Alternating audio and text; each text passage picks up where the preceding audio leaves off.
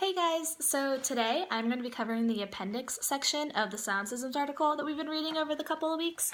So in this appendix section, the authors cover the important concepts that students should be learning at the different reading stages and grade levels. So for this video, I am going to cover the different stages that students are in from preschool up until second grade. So the first stage is when students are in preschool, and they are going to be emergent readers and at the pre-phonemic stage of spelling.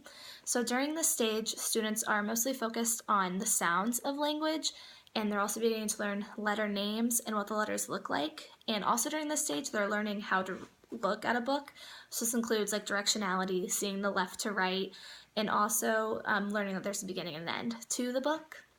So when students are in kindergarten, they are going to be at the emergent stage of reading, and they're also going to be entering the letter name stage of spelling. So in this stage, students are beginning to learn how print works, and are also beginning to use one-to-one correspondence with print, so whenever they read a picture book, they can follow along.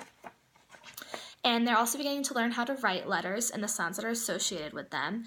And so when they look up a word, when they see a word, they know that it's made up of letters, and those letters have sounds, and so they can help them figure out what that word is. And once in first grade, students are going to be transitioning to the early stage of reading, but at the beginning, they're still going to be in this letter name stage of spelling. So at this particular level, students have finally developed phonemic awareness, so they can name letters and the letter sounds associated with that. They're also ready to begin to learn about consonant sounds and exploring short vowels and small word families. So throughout the first grade, depending on what level they are, students are going to begin transitioning to the within word pattern stage of spelling, and this is where they're going to begin to receive more complex instruction because their reading length has increased, so they're able to read longer books, and the words that they're reading, the words are becoming more difficult to sound out. So some key concepts of this particular stage are learning long vowels and understanding that having an R after a word may change the sound of the word. So at the beginning of second grade, students will be now transitional readers, but they're still going to be at the within word pattern stage of spelling. So within this particular stage, students are learning abstract vowel patterns, so like AU and OI within a word. They're also beginning to understand homophones, homographs, and contractions. So homophones are words that sound alike but have different spellings. So an example of this would be like pear and pear, so the fruit pear and then having a pair of socks. And then homographs are words that look alike but have different pronunciation. So this would be like you read a book today and you read the newspaper yesterday.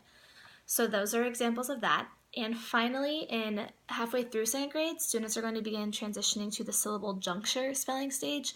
So they are reading texts that are much more complex and have a much more larger vocabulary within spelling patterns. So they're learning the key concepts in this stage are open and closed syllables, stressed syllables, and they're also going to be learning about plurals and how it changes depending on how the word ends, and also possessive nouns and when to use those. So overall, it's important to note that the key concepts taught at each of these stages become more complicated as students get older and their language becomes more complex. They're able to handle more intricate things since our English language is so complex. And lastly, this appendix is a guideline just to follow to have educators look at for their future classrooms, but all students are going to learn at different paces and in different ways, so they may not always be following this exact pattern. So thanks for watching.